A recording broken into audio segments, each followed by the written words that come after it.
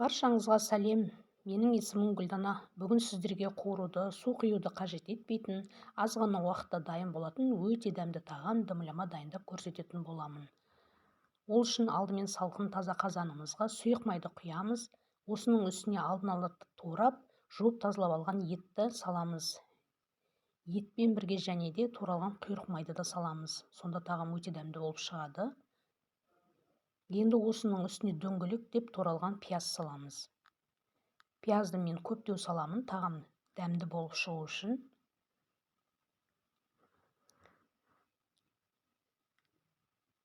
Енді келесі кезекте дөңгелектеп туралған сәбізді орналастырамыз. Сәбізді сопақша етіп те турасаңыз болады, енді ол өз қалауыңыз.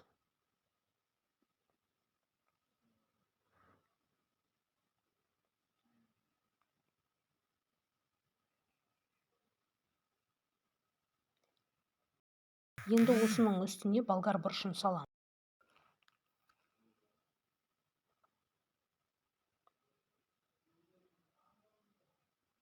Болгар бұрышын морозильникте қатырып алғанмын.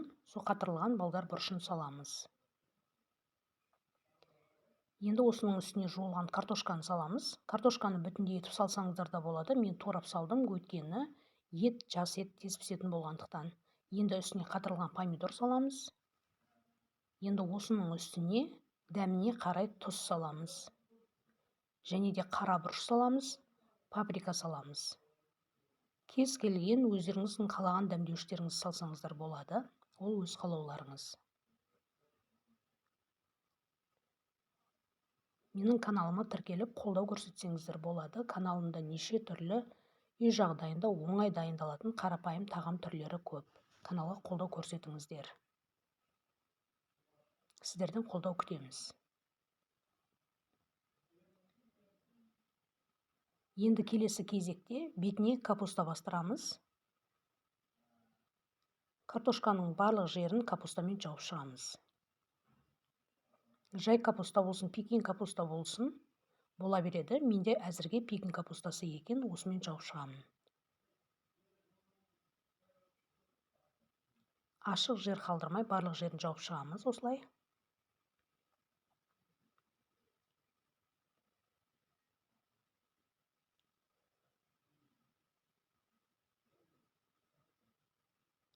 Капустаға да тұз себеміз, аздаған паприка себеміз және лавр жапырағын саламыз.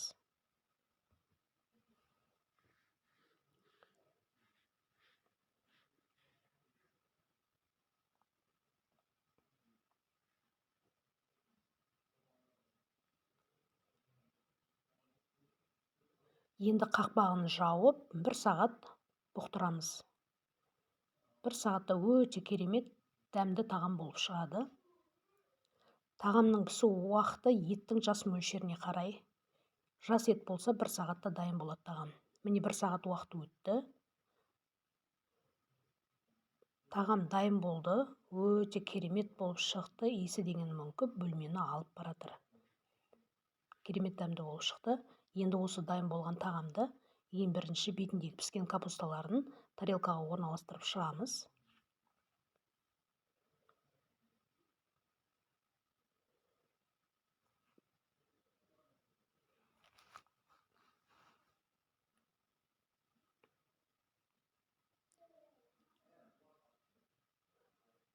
Осылай бір-бірлеп алып, тарелканың айналасына орналастырып шығамыз.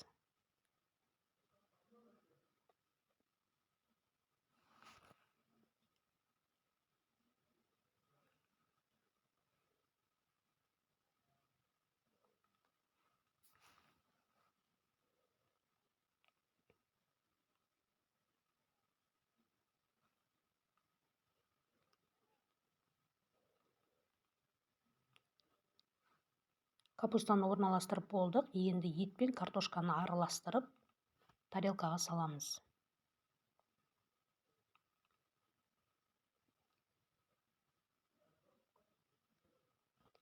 Су құймай дайындасаңыз, еттің өзінің суы шығып, осындай сулы, керемет дәмді тағам болып шығады. Отбасыларыңызға міндетті түрде ұнайды. Және де қонақ күткенде де осылай дайындасаңыздар болады. өте дәмді керемет тағамдардың бірі.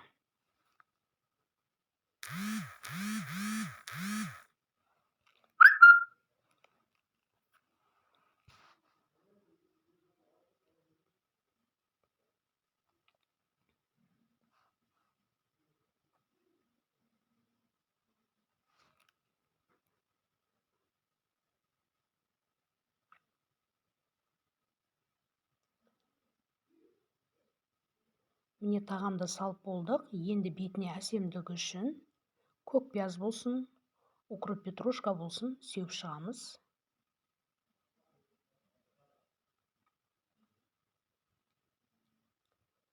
Видеоның соңына дейін көргендеріңізге рахмет, ас болсын.